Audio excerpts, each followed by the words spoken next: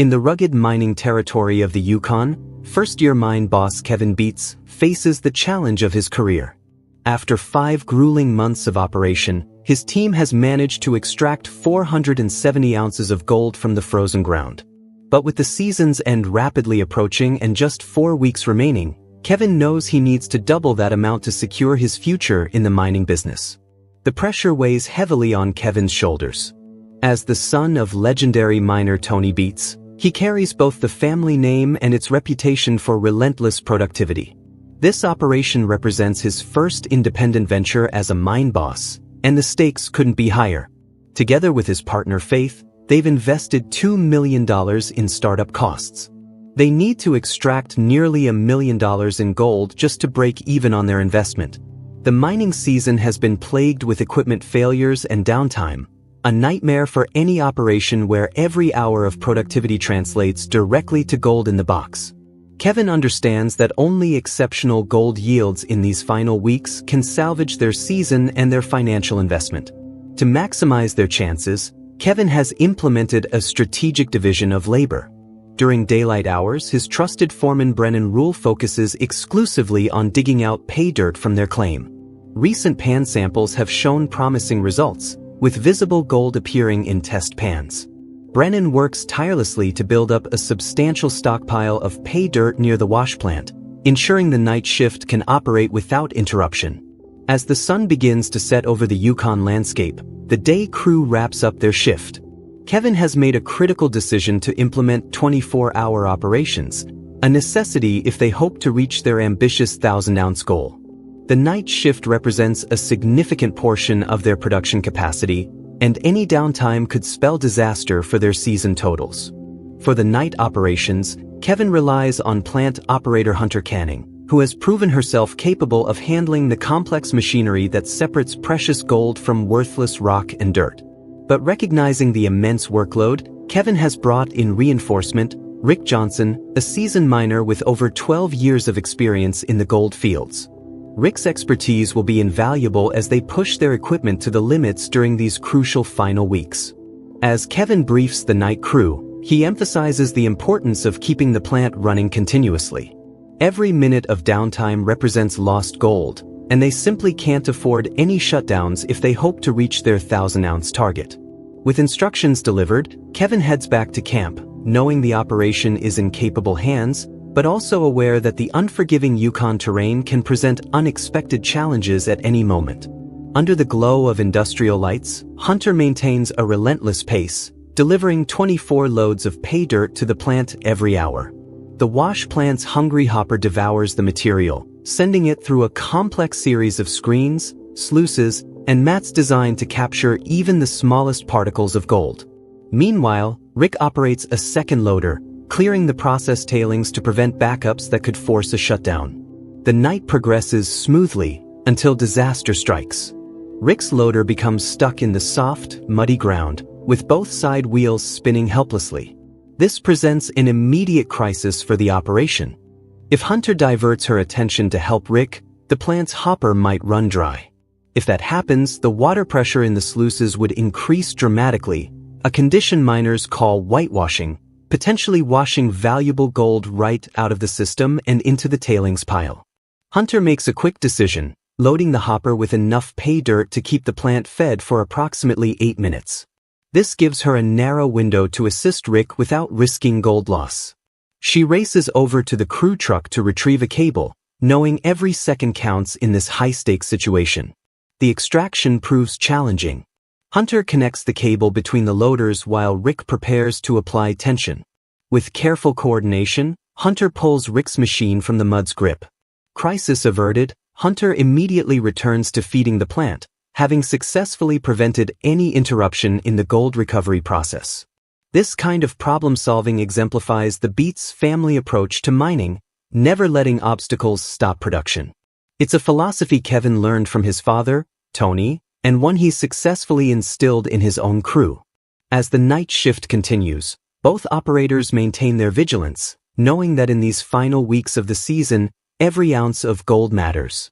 As dawn breaks over the Yukon, Kevin returns to check on the night crew's progress. Hunter and Rick recount their adventures, proudly reporting that despite the challenges, they kept the plant running continuously. Kevin is pleased with their performance, especially Rick's smooth integration into the team on his first night shift.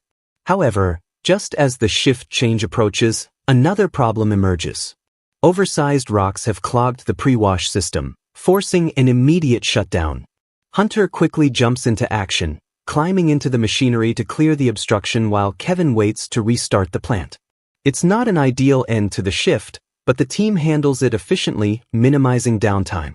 The week continues with this relentless pace, day and night shifts pushing through exhaustion, machinery grinding away at the frozen Yukon soil, and the constant pressure of the season's ticking clock. Kevin knows that maintaining 24-hour operations is the only way they'll reach their 1,000-ounce target, but the physical and mental toll on his crew is substantial. Finally, after a grueling week of continuous operation, the moment of truth arrives.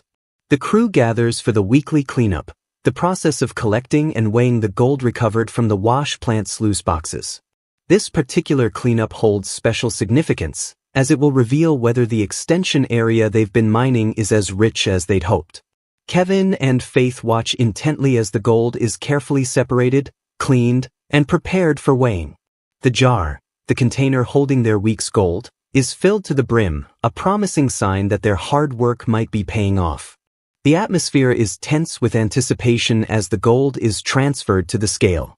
The numbers climb steadily, 50, 100, 150, 190, until finally settling at 205.58 ounces. It's an impressive haul, their biggest single cleanup of the season. But there's more. Brennan produces a separate container holding several gold nuggets, a rare and valuable find in modern placer mining. These nuggets add another 4.14 ounces to their total, bringing the weekly haul to 209.72 ounces, worth over $500,000. This exceptional result pushes their season total to 680 ounces, a significant step toward their 1,000-ounce goal.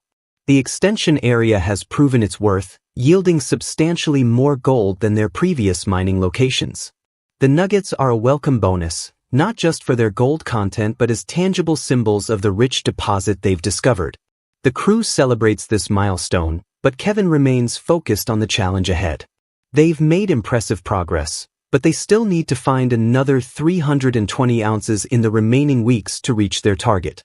The pressure hasn't lessened. If anything, it's intensified with the knowledge that their goal is within reach, if they can maintain this level of production. For Kevin, this success represents more than just financial gain.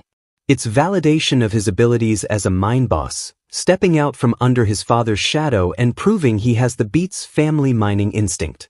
The impressive cleanup demonstrates that he's made the right decisions about where to mine and how to organize his operation. As the team disperses to continue their work, there's a renewed energy and determination. The substantial gold haul has boosted morale and confirmed they're on the right track. But in the unforgiving world of Yukon gold mining, today's success doesn't guarantee tomorrow's results. The ground could change. Equipment could fail. The weather could turn against them. Kevin knows they can't afford to rest or celebrate for long. The wash plant needs to keep running. The pay dirt needs to keep flowing. And the gold needs to keep accumulating if they hope to reach their 1,000-ounce target. With the season's end approaching rapidly, every day, every hour, counts more than ever. The story of Kevin Beets and his mining operation embodies the essence of gold mining in the Yukon: the high stakes, the relentless work, the technical challenges, and the elusive promise of striking it rich. As they push toward their goal in these final weeks, they're writing their own chapter in the long history of those who have sought fortune in the frozen north. With 680 ounces secured and the richest ground yet under their feet, Kevin and his crew face the final stretch with determination and hope. The 1,000 mark looms tantalizingly close. But in the unpredictable world of gold mining, nothing is certain until the final cleanup of the season. The race continues, the clock ticks down, and somewhere beneath the Yukon soil, the gold awaits.